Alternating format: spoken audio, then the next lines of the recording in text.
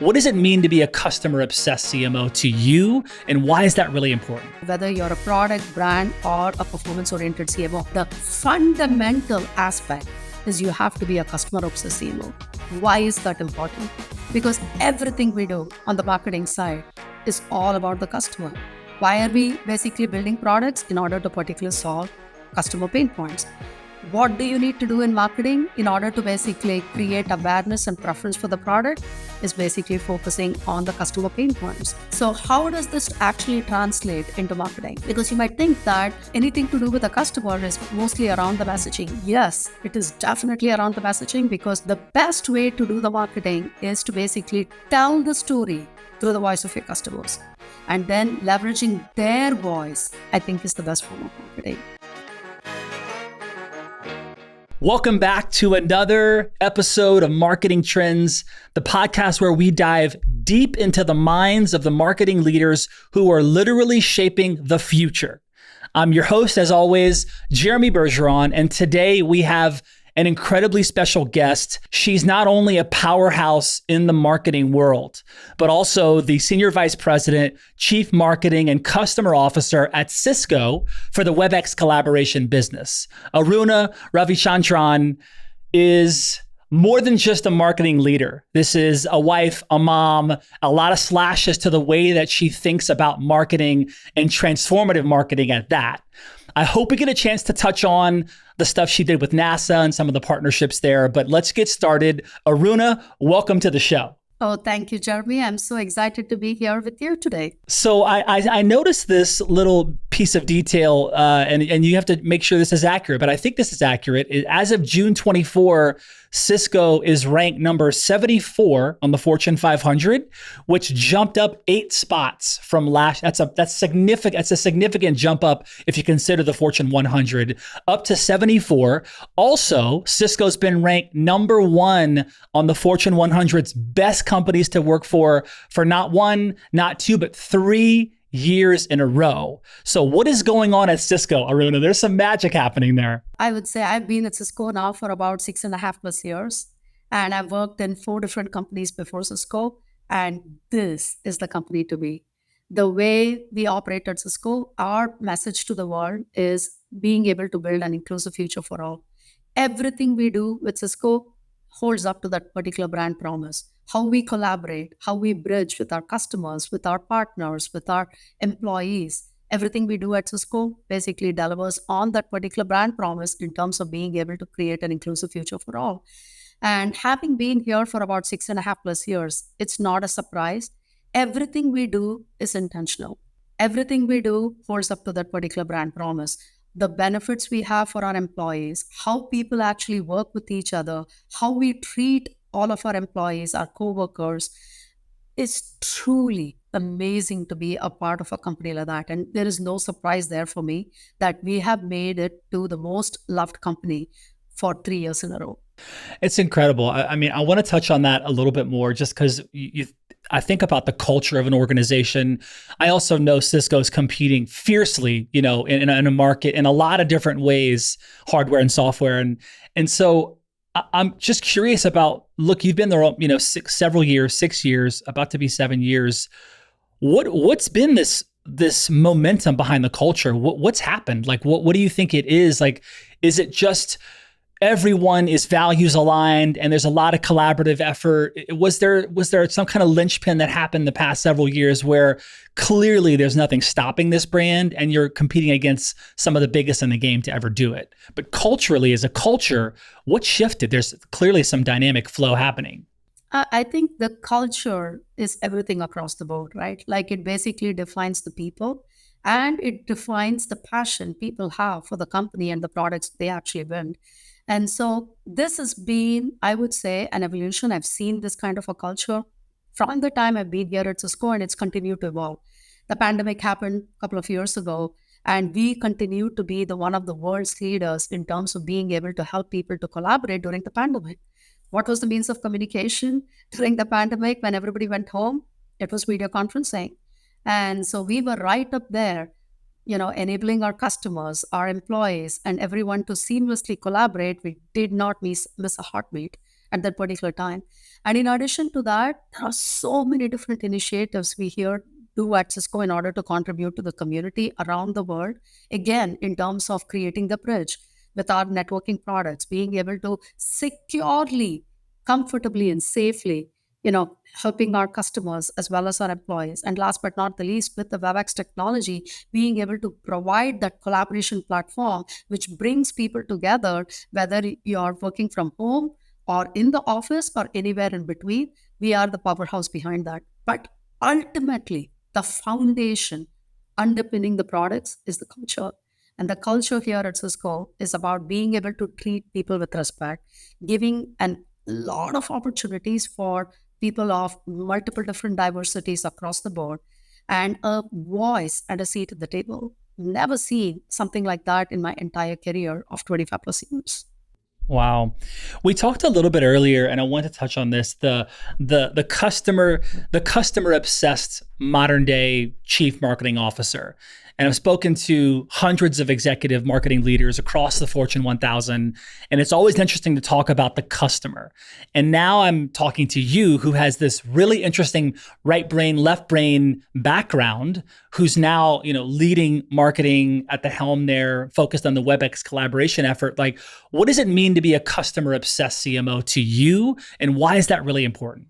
So being a customer obsessed CMO, I think again is a fundamental for me in terms when I think about a CMO.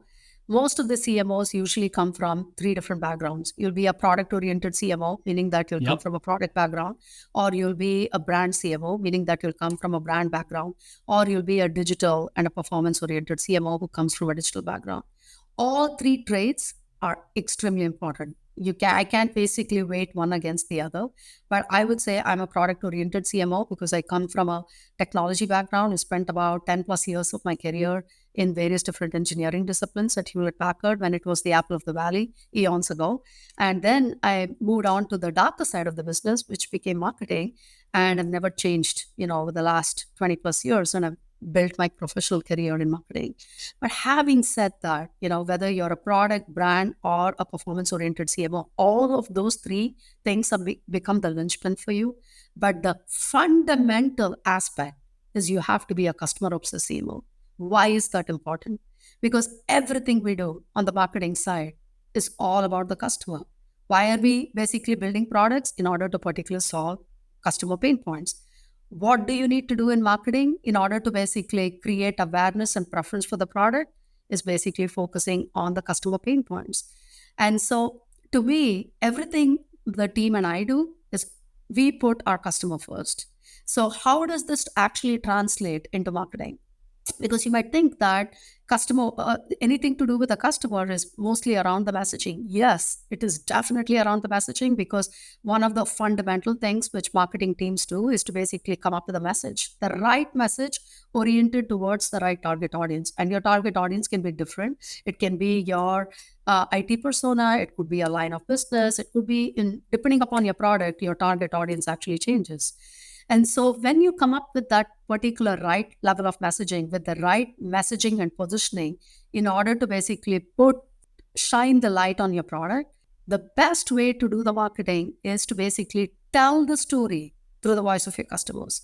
So understanding the use cases which your customers are actually leveraging your products there, how your products are actually solving those tough problems for the customer, building relationship with the customer, and then leveraging their voice in order to activate your marketing, I think is the best form of marketing. And also, I'm a servant leader. Being able to basically help solve the customer problems, whether it is through marketing or in any other way, because I have a secondary role as the customer officer for WebEx by Cisco. And so here, being able to basically help our customers, tackle any kind of a problem is very, very important to us. And I take that very much to heart. And thinking about how this connects to, analytics and AI and customer data, right? And I think about utilizing advanced analytics and AI to analyze customer data can definitely reveal insights into customer preferences and behaviors and trends. Data we know is playing a crucial role, at Cisco. How do you leverage data and analytics to drive customer-centric strategies at Cisco? So one of the key things, we went through a huge transformation over the last 3+ years. We built out an entire brand new MarTech stack because like I said earlier, data is king. You got to have analytics and insights in order to basically drive the behavior in terms of marketing. And so being able to build the MarTech stack, we brought in world-class MarTech stack across the board, whether it is your CMS systems or whether it is your analytics platform, in terms of being able to actually understand customer preferences and their buying behavior, being able to understand where the watering holes are, where your customers are going to be. And, the world has changed considerably.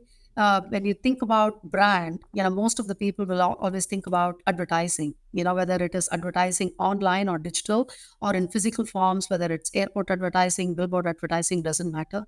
But they are your customers, right? So being able to understand who is your target customer, being able to understand where the watering holes are in order to activate your message, and then using the various different MarTech stack in order to basically slice and dice your data in order to understand where your customer preferences are, and so that you can bring them to the right aspect of your marketing funnel journey, is so that you can create a preference, whether it is top of funnel, middle of the funnel, as well as bottom of funnel. And, taking them from awareness to close is a huge part. And so data and analytics becomes very important. There are so many different tools right there. And now with AI coming into the mix, it's made it even more insightful and helpful for marketing. And my teams are actually leveraging multiple different analytics tools out there, which now have AI actually built in order to make their job much more easier. What about personalization and how that connects to customer experience now? I'm seeing a ton of marketing automation tools and AI-driven personalization engines. I mean, it's getting there. A lot of options, segmenting customer base, tailoring communications to each segment that's specific to the needs and the preferences, et cetera. How do you think about that? How do you manage to personalize customer interactions at scale, especially in a large org like Cisco? Because you're doing this clearly right now. You're doing it great. But at scale, how do you think about that? So, like I said, the first thing is to really understand your customer, based upon the regions, based upon the sub-regions within a particular region. If you think about EMEA, there are, multiple different regions. Again, in the United States, you have the East, the West, the Midwest, so on and so forth. Being able to understand the geographical component is important. The second important element is understanding your preference. So we have a large install base of our existing customers, and being able to upsell and cross-sell within the existing Cisco domain. So like, for example, we operate in multiple different markets: networking, security, collaboration, and now with the acquisition of Splunk, we also operate in the IT management space as well as in the security space. So we know our customers very well. And again, using a lot of the marketing analytics tools, we have the ability to really understand who our customers are, not just based upon the geo, but also understand the preferences the customers actually are, looking for. And so knowing that there are multiple different tools in the market, don't want to name a couple of them because we use multiple different tools within our MarTech stack, being able to personalize the customer journey. So for example, let's take a CIO for abc.com, and he is interested in identifying and bringing in a brand new collaboration solution, a audio or a video conferencing solution or a contact center solution. And he probably goes to CIO.com and he's looking at a narrative, and there is an article which basically caught his eye. As soon as he goes to that particular website, we know that he's interested. So we have actually created the awareness, because you create partnerships with multiple different vendors. And so content syndication becomes very important as well. And so after we know that this customer has a preference and is looking for something, then you follow him. That is where personalization comes in. You know that this is a customer, he's potentially interested in buying a collaboration solution. And then a big part of your marketing strategy is to basically render personalized content for him, because you already know that he's looking for something, he's interested in something. And then you surround him in all of the multiple different digital as well as physical channels with your relevant message. Again, the message becomes very important over here. And then you get him invited to a particular event which you host, which is going to be field driven, or you basically invite him to an industry event. And so there is multiple different touch points, and this is why Mm, personalization becomes very important. This is where I would say ABM is going to become even more important, because ABM used to be, one to one mostly, and it was really expensive. Now ABM, account based marketing, has, in my humble opinion, is going to become so important in this new world across the board. So, which we think that it's not just going to be one to one; it'll be one to one, one to many, and one to mm. few, and you will have an opportunity to really create that personalized messaging and surround your customer as you take them from awareness to close around their marketing journey. I love it. You brought it up. I was really curious about your thoughts on ABM specifically. It's obviously a very powerful marketing strategy. I've also seen kind of the wide range of how organizations approach ABM specifically, especially in the B2B, space specifically. I'm curious about Cisco in terms of executive, like C-suite level initiatives. Like, you're already partners with a ton of big brands, and I also imagine there's probably some high value prospect brands across the Fortune 1000 and beyond that you still want to work with. How do you, thinking just executive level content, right? Not content for the influencers and the directors, maybe the VPs, but the C-suite folks, right? Or the VPs at the highest level. How do you think about engaging, connecting, aligning with those folks and building relationships? Because they obviously, unlock a lot in terms of future revenue opportunity. For us, at least within my business, it's a huge part of our initiative, being able to basically, build that relationship, cherish those relationship, and, being able to help convert that customer into an all-in-one Cisco customer. And so we have multiple different programs. It starts with ABM. So we have a dedicated ABM program for, C-level, as well as the underlying influencers, which is, director and below. But specifically talking about it at a tactical level, I have an executive program which we have established, and it's worked out very well for us. We have a customer advisory board, which I run, 2 times per year, where it is an opt-in program, and the CIOs actually opt in for a 18-month program.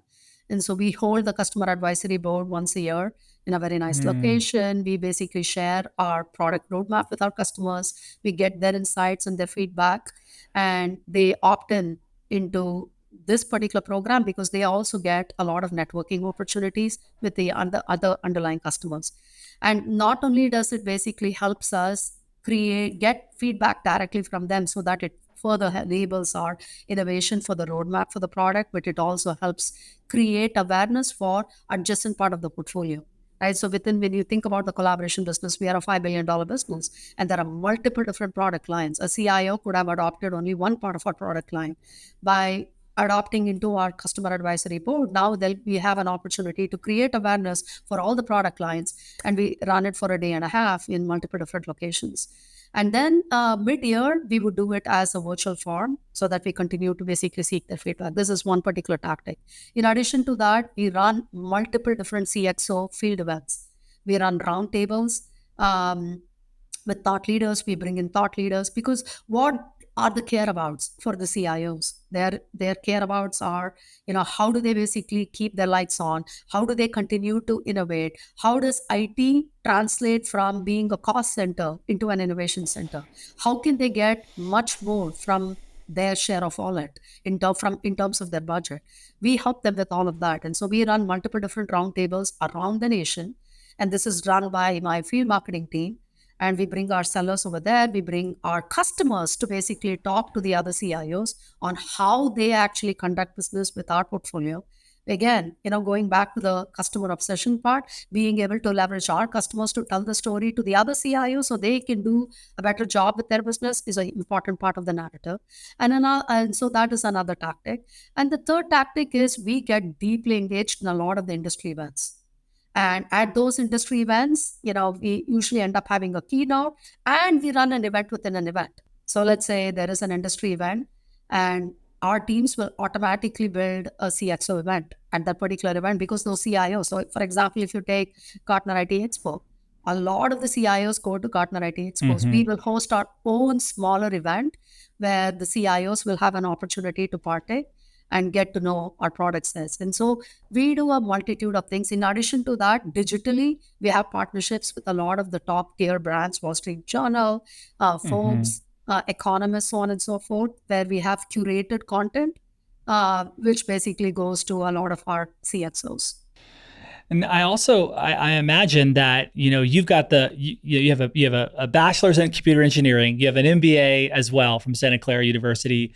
So you've got, like we talked about this a little bit earlier, you understand both the technical side of things and certainly the data and analytical side of things, and also the marketing and the creative side of things. And so I would imagine that you sitting at the table with a CIO or a CTO or a CISO, that brings a level of dialogue and understanding because you know the world they're in deeply, and you also know the world of marketing clearly. So what has that meant for you engaging with folks that you speak their language literally because you are also an engineer and leading marketing? I think that is the customer obsessed part. So while Mm-hmm. I am the CMO, I end up doing a lot of the executive briefings. I'm based out of San Francisco in our executive briefing center. That's where we bring our customers, to basically show and tell, right? Like we Okay. have a whole day agenda, CIOs, CXOs around the world come to the EBC here at Cisco, where we give them an opportunity to know our roadmap, our portfolio of products. We give them a tour of our executive briefing center where we have all of our products showcased. And I present at the EBCs. And that gives me an opportunity Yep. to basically get a seat at the table. I understand what their pain points are. I tailor my content based upon their pain points. And after the EBCs are done, I continue to build relationship with customers. And so I'm a little bit different. And this is where I'm deeply grateful that I have an engineering degree because, as a marketeer, it is a little bit tougher to get a seat at the table, especially with the technical community, because the way Right. they regard marketing is, a little bit different. And so I am deeply grateful that I have an engineering degree and I can talk the voice of the customer and I'm relevant with them. I have to basically mention that in the when I start the conversation, saying that I come from a technology background. While I might have a fancy CMO title, my role is to basically meet the needs of the customer and solve their toughest problems. And so I continue to build relationships with a lot of the CIOs. And that's how I basically also have an opportunity to directly recruit them to be a part of our customer advisory board. I also have an opportunity to invite them to a lot of the field events. Because if you don't build that relationship, you're going to be dependent on a lot of people across the board, especially with sales. Our sales teams are phenomenal, especially our sales leader and his team. They are really awesome in terms of building relationship. And so I consider this as an incremental opportunity to basically help my sellers in order to further their Mm. relationship with the CIOs. Amazing. You said a lot. You said a lot of great things. I'm like, what do I want to go into? It's just fantastic. I'm curious about just experimentation, thinking about experimentation. And obviously, experimentation is a very critical piece of innovation. I also know without working at Cisco that Cisco certainly fosters a culture of experimentation and innovation. But I'm just curious about maybe double clicking into that. Like, how do you look at fostering, nudging people towards failing fast, experiment? What does that even look like inside of Cisco? And then what do you use to measure success of, experimentation or more innovative initiatives? So within the WebEx marketing team, we have formed a culture, which is again built upon the Cisco culture. But in order to create, a sense of community within my marketing team, we have something which is called ICE.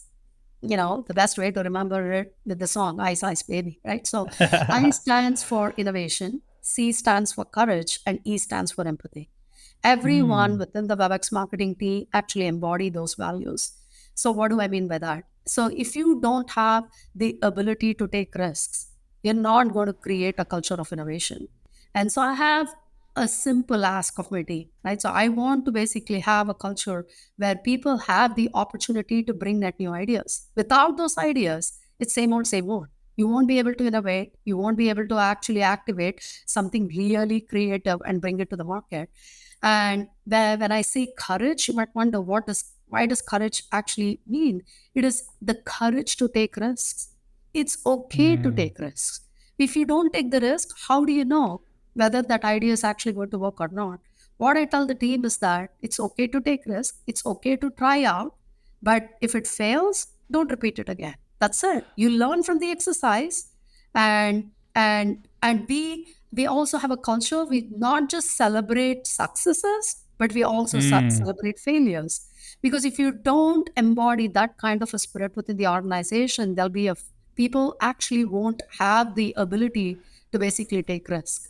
And so we have established an award system as well, which is based upon these three principles within the marketing team. And I have a quarterly award, which is called the ICE Award.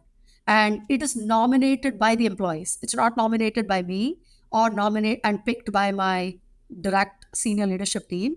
It's actually nominated by the team. People know what each of the values actually stand for, and they nominate their peers, their employees across the board, and the winner is actually picked by the people too. So there is a voting mm. system. So it's for the people, by the people. That's And great. that's how we have actually built this. And I also believe that you have to lead by example, right? Like it's for me, the whole thing is management by walking around. No job is small enough. While I might have a fancy title as an SVP and CMO, I would be happy to basically roll up my sleeves and go down and work with a upcoming junior product marketing profession and help them out if they need my help. Because I Mm. always believe that you have to take accountability and you need to be there to basically help your team. Having said that, you also have to scale as a part of the organization. And so being able to establish a set of nomenclatures with your leadership team gives you that scale. But culture, like I said, is so important, and that needs to be really prevalent across the organization. Can you take a moment just to brag on your team? I mean, there clearly some epic human beings that are supporting the vision and the growth of the brand, and many of them you get to work with, I'm sure, and lead and serve, like you said, every single day. But tell me about your team. Tell me about the capacity and the ability that they have, because there's clearly some magic happening. Where do I start? Like there, so in fact, we are just coming down to our performance evaluation. The hardest thing for me as a manager is that it's really hard to really measure and say, one person is better than the other. I have such an amazing team right now. It took me about 3+ years to get to where we are right now, but I'll tell you, there is no better place I would rather be than manage this amazing team which I've actually built from scratch. So let's start with product marketing and the product marketing. So everything starts with a message, because if you don't get the right message, everything downstream is not going to work, right? So if you activate an ad, or whether it is brand or demand, if the message is not there, there is no hook. The customer is not going to click on that ad, or the customer, if you have a webinar, the customer is not going to come to the webinar. So everything starts with the messaging. And the way my product marketing team functions, they are nimble, they're scrappy, and they spend a lot of time really understanding the customer pain points and building a relevant message which is competitive and in par, and if not better than what anybody's doing across Cisco. So product marketing is where the whole thing starts, and my product marketing team is world class. Then I'll go into the second function, which is field marketing. If you had asked me a year and a half ago, you asked about how are we building relationships with CXOs. Our sellers had very strong relationships with the influencers, but did not have relationships with the CIOs and CXOs. They had some, but I would say it was sparingly done, right? Like some pockets of sellers had those relationships, not all of our sellers. And so what we did with our field marketing team is build that rich set of relationship. They picked the right way to actually activate our field marketing strategy. And so now it runs like a charm, and everything is data based. And so, I would give huge kudos to the field marketing team. And again, it is a small and nimble team. And I have a regional leader in each of the regions. But the way the team activates And the messages I get from my sales team is, there doesn't go a week when I don't get a message from a seller I don't even know, where they thank Wow. me for the work which my field marketing team is doing, because they work hand in hand with our sales team. That is the level of partnership we have. Then if you think about the demand and performance marketing team, and I'm going to combine that with the analytics team, like I said, there are two teams and two leaders who manage the analytics team. The same leader who manages the analytics team also manages WebEx.com, which is our website. Your website is the brand persona which everybody actually sees. The level of innovation he's brought to the business, as well as the completely redone the MarTech stack. Like, we were driving blind without insight if you had asked me 2 years ago. Now I can bring up my dashboard. I can slice and dice my data. I have a bi-weekly pipeline call with my sales leader where we look at all the various different opportunities. We look at what do we need to do on the marketing side in order to basically help our sales teams. You can do it in quarter, as you know, like marketing can basically bring in net new leads, and the sales like cycle tends to be for enterprise sales about 6 to 9 months, but we can run a lot of activities to basically help close the sale. And so Wow. that kind of dashboard and insights we never used to have. And so huge kudos to my analytics and web and digital team in order to basically get that out. And then last but not the least, my brand team. During the pandemic, we lost a tremendous amount of mind share. WebEx was known as a legacy brand. We lost mind share to a lot of our competitors, but we emerged from there. We transformed ourselves. And it was not just about, if you look at webex.com, we now have a completely new brand system. And if you look at the logo, it was very thoughtfully done. And our brand promise is to enable an inclusive collaboration for all. And so the whole WebEx logo is like two hands coming together. It is a helix and a cross-linkage W. And the whole brand system, the iconography, the photography, everything was built during the pandemic in 2022. And that is how the new WebEx brand was born. But it's not just about the brand system. It's more than that. The brand team activates all those stories, which the product marketing team builds. If you go to our website, you'll see hundreds of customer stories where they actually tell the story in the voice of the customer.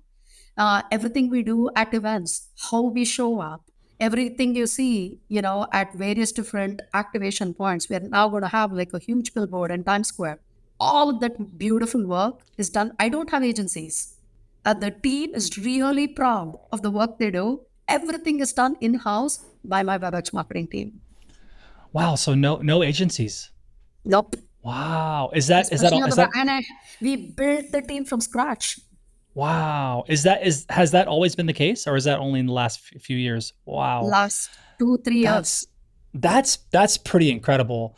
Man. Okay. So let's talk a little bit about WebEx. I want to touch on that. I know, WebEx has been at the forefront of enabling work and virtual collaboration, no doubt.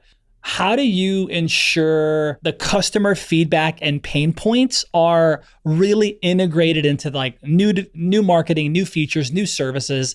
Like, how do you ensure that feedback and those pain points get back into the story of WebEx? I think if you had asked me like 2-3 years ago, everything we used to have regular launches probably once in 6 months, because you have to think about the rest of Cisco. And I used to fit into the largest Cisco machine in terms of activating a message. While we had, we have morphed a message and our storytelling, rebranded everything. One of the important elements is, how do you keep the drum roll going? We are one of the world's largest SaaS-based products as well. And so, we have now established a rigor over the last 2 years where we have a monthly launch process. And so like clockwork, we have hundreds of customers, analysts, and press who basically launch call on a monthly basis. And that's become our platform in order to continue to morph our story, in order to continue to basically showcase our net new innovations as we bring them to market. In addition to that, we also partake in multiple different industry events. And at each industry event, if it is a tier 1 launch, we'll come up with something really groundbreaking and we'll activate that. And in addition to that, during the pandemic, WebEx One was born. WebEx One, like we have Cisco Live, which is Cisco's annual conference within the WebEx business unit, we created our brand new customer conference. And for the first year, we had 10, 15,000 people who joined us virtually. And last year was the first time we went in as a hybrid event. And my events team, I forgot to mention about that team, have a very small team. That team actually leverages small agencies, not large agencies, I would say. And last year, we had an opportunity to bring 40,000 people who joined us for the 2 days online. Wow. And several thousand people who joined us in Los Angeles at our location. And this year, WebEx One is going to be done at the amazing Diplomat Beach Resort in the Miami area. And we're hoping to get, more than 40,000 people this year. Amazing. And you keynoted this last year, didn't you? Didn't you keynote? I have always keynoted WebEx once. I also keynote a lot of industry events as well. And so, but WebEx One is our customer conference. And that was the first time we did it as a hybrid event, meaning that as an in-person event because it was born during the pandemic. And at the end of the event, one of the highlights for me, and is like I said, I'm a customer-oriented CMO. We were able to close multi-million-dollar deals because of the event. Wow. How many times can you say that? Says a lot about what was done before, during, and after, and that's amazing. I'm curious about your dance with growth and sustaining such high levels of customer satisfaction. I mean, it's clear you truly are obsessed with the customer. How many times you brought my questions right back to the customer? You've trained yourself to be obsessed with the customer in a really interesting way. I love that. And I also know that you're working with an incredibly badass ELT, and you're balancing, the shareholders, and you're balancing growth and demands. So there's this dance of velocity and growth, and also sustaining, right, this high level of customer satisfaction. How do you dance with those things? That is one of the points. We are leaders. Who we are today is to basically have that balance. You have to basically balance the growth and scale your organization while continuing to basically spearhead innovation. So what I would say is the mentality here within collaboration, and the Jeetu Patel is the executive vice president of both the collaboration as well as the security business. For him, again, he is a customer obsessed executive, and so everything you do in the product matters. How you basically think. So it's not just about the marketing side, right? It has to start with the product. And since he's come into the business, how he's actually changed the name of the game, both on the security as well as the collaboration side, is a story to be told. And he's really obsessed about that particular customer satisfaction and the way we actually operate with our customers. Nothing is small enough. The voice of the customer always gets heard. And our customer success teams, we have a customer success team. The level of interaction our customer success teams have with our customers, I've never seen that kind of a collaboration, ever before. So it's the changes have to start with the product. It needs to basically move into, the marketing function, the sales function, the support functions, the tap functions. Everybody has to have the same mentality of being able to meet and serve the needs of the customer. And that value system is there across the entire business. And it always starts with the leadership. And like I said, you have to scale and grow. But if you keep that in mind, whether you are an engineer, you're a product management person, you're a marketer, whether you're a customer support person, if you always put your customer first, keep that in the top of your mind, it's not very hard in order to basically actually scale and grow and continue to basically rapidly bring innovation to market. I love that. It's so you bring it back to this very simple yet profound concept of, being obsessed with the customer, and how that just, it infiltrates everything you're doing. I think that's really amazing. Aruna, Cisco recently launched a range of AI powered solutions, right? I mean, incredible. I want to touch on AI as we have about 10 minutes left. I'm wishing we had another hour, but I know there was a big announcement, the $1 billion global AI investment fund, really interesting. What can you share around just the driving force behind that initiative? How do you see that big initiative shaping the future of Cisco? AI is huge for Cisco. So we have launched our own AI assistant, the Cisco AI assistant to market, and now it is prevalent across all of our underlying technology around networking, security, as well as collaboration. It's going to become forefront for everything we do. But one of the most fundamental things we also care about is to be able to do AI safely. And you saw with the recent thing which recently happened this week, as security is going to become even more important. And so we have established a very clear-cut AI framework as well from a security perspective. And everybody here within Cisco also adheres to that. Because while AI is going to basically help you with velocity, with agility, and make people much more efficient and increase your productivity, but it also is going to bring an element of security, which you have to keep top of mind because you don't know what you don't know. And so here we at Cisco we definitely are going to focus on AI, but we are going to do it in a way where our customers feel safe about all of the underlying technology which we are actually doing with respect to AI. Now, if I can specifically talk about some of the capabilities we have actually brought to market within the collaboration business within WebEx, I would say there are so many different features which I am in love with because it's completely changed my productivity levels to the next level.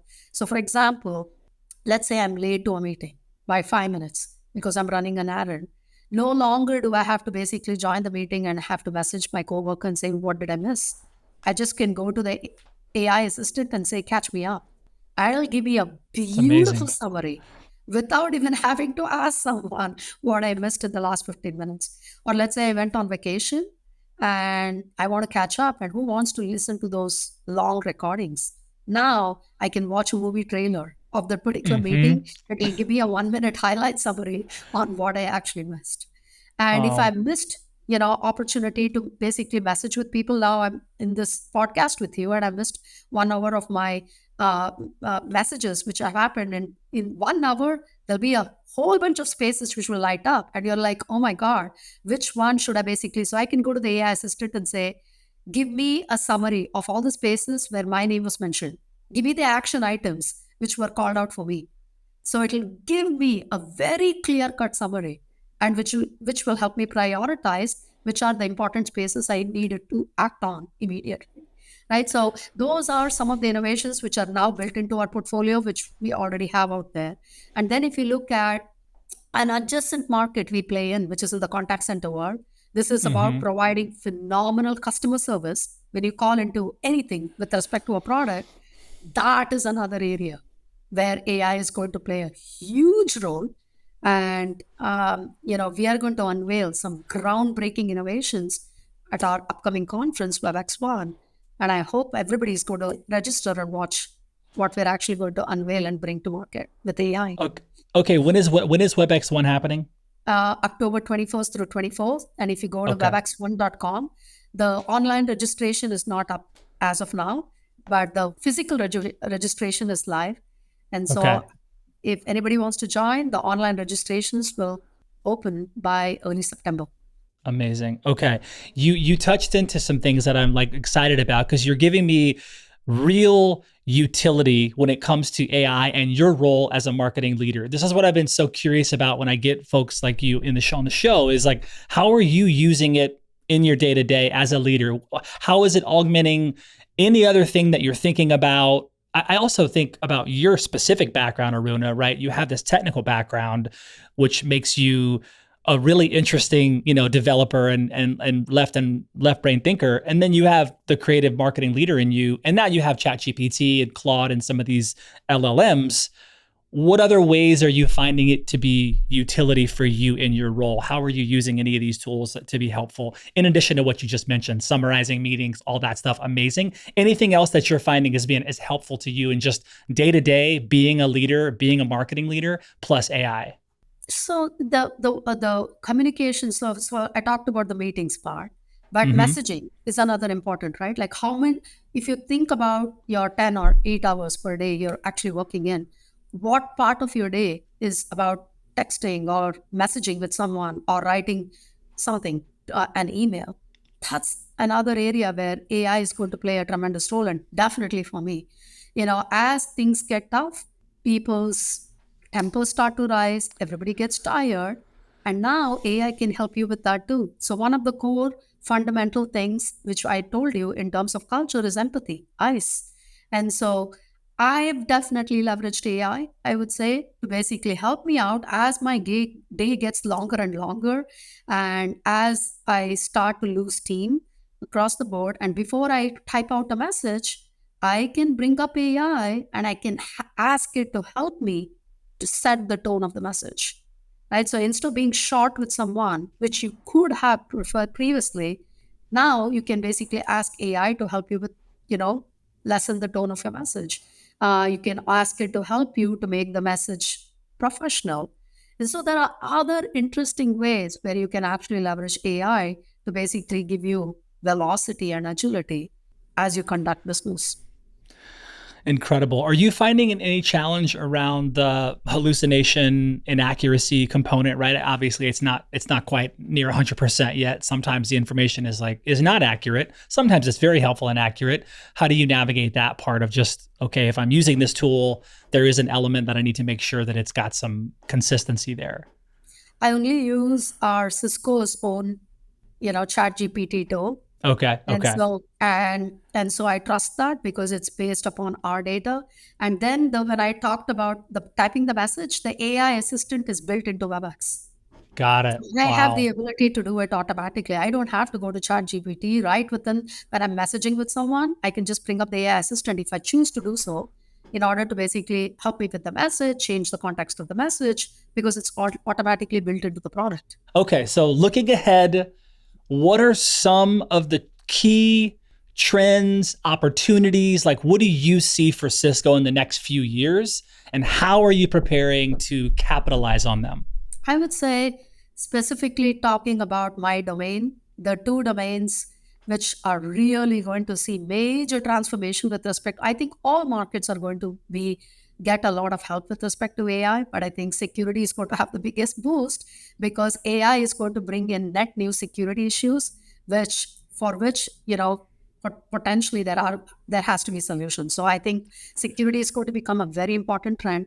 But outside security, which is not in my domain, I would say on the collaboration side, the AI tools are going to play a big role in terms of being able to help people with the productivity part, bringing in much more agility, bringing in much more scale, especially for marketeers, being able to have a lot of AI tools to basically help you with your content creation, whether it is image creation, whether it is, an ad creation or a video creation. We actually use, some of the Adobe tools, the AI tools, because I don't have agencies.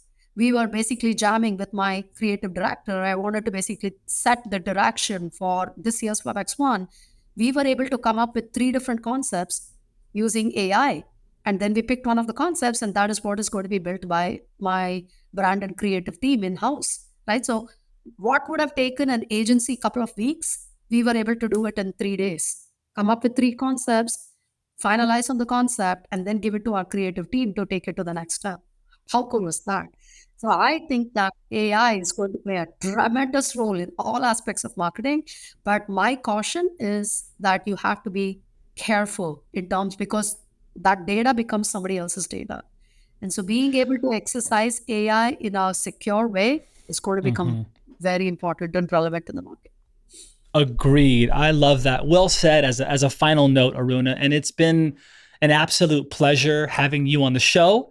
I mean, I know I speak for myself and the production team. I mean, your insights into Cisco strategies and how you approach marketing leadership, there's no doubt you are obsessed with the customer and really inspiring. Incredible to just have you in our midst. So thank you for being here and sharing your journey, and a huge shout out to the whole Cisco family.